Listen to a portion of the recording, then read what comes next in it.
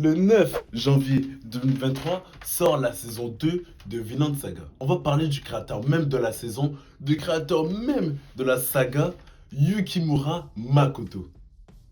Né le 8 mai 1976 au Japon, plus précisément à Yokohama. Tu vois, lui, c'est un humain comme les autres, tu vois, il mange des Kellogg's, il fait ses études. Et juste après le lycée, il va à l'université, au Tama Art University. Cette université, elle est connue pour dès que tu sors de là-bas, tu perces. Je prends pour exemple Yumi Matsutoya, une chanteuse qui fait des milliards de vues au Japon, et plein d'autres artistes et d'autres mangaka. Juste après ses études, âgé de 20 ans, Yukimura Makoto se lance dans le manga en tant qu'assistant de mangaka.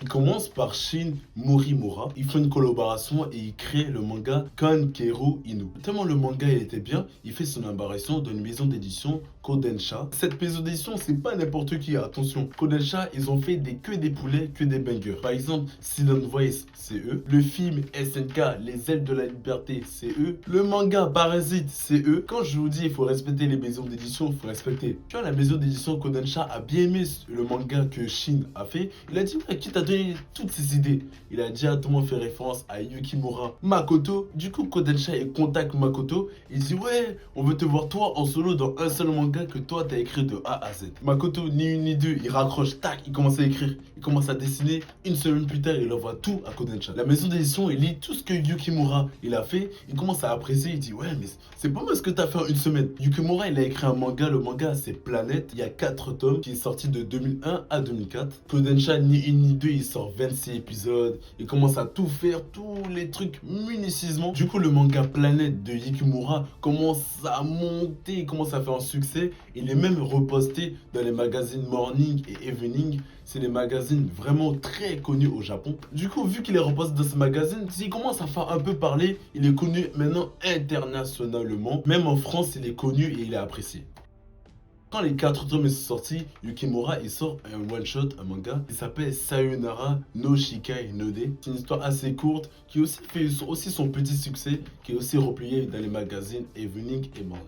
Pendant que ces mangas sont en train de percer, Yukimura Makoto est en vacances en Islande, sous son transat. Non, comme il fait froid, du coup, sous son lit, sous sa couette. Mais pendant qu'il est en vacances, il pense à un truc. Il pense quand il était petit, les mangas qu'il aimait bien, il voulait créer un nouveau manga qui pourra révolutionner le monde entier. Il pense au manga quand il était petit, le manga Ken le survivant, créé par Tetsuya Hara. Il disait, ce personnage, il aime bien parce qu'il a en même temps la justice et la force. Et puis il réfléchit, il se dit, quel personnage dans la vraie vie a en même temps la justice et la force? Il dit, c'est que les Vikings qui ont en même temps la justice et la force. Là, il commence à réfléchir, il commence à sortir son stylet, il commence à dessiner. Pendant des semaines, il écrit, des semaines, il écrit. Et puis il revient au Japon, ses vacances, pas faire des vacances à l'infini, tu vois. Il montre tout ce qu'il a écrit, il vient avec un gros bagage rempli de feuilles, il dépose tout ça à la table, devant Kodensha, sa maison d'édition. Du coup, Kodensha, sous le choc, encore une fois, mais il savait que Yukimura Makoto avait plein d'imagination. Il savait déjà. Du coup, Kodensha, ils ouvrent le cahier, le bagage de Yukimura. Il savait c'était un poulet, il savait c'était un banger. Ni une ni deux, le 19 avril 2005, sort le premier chapitre de Vinland Saga.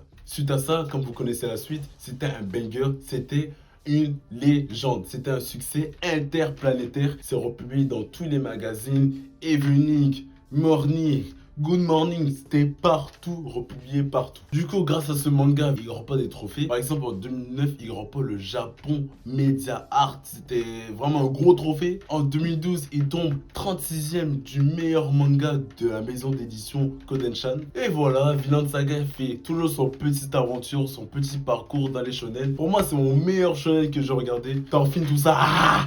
Comme on aime tous, on a tous hâte d'être le 9 janvier 2023 à minuit pile pour regarder le premier épisode de la saison 2 de Vinland Saga. Merci d'avoir regardé la vidéo, c'était D-Joke. C'était un plaisir, ne pas liker, abonnez-vous pour plus de vidéos. Dites-moi dans les commentaires, vous voulez quoi comme histoire la prochaine fois et je vous ferai ça.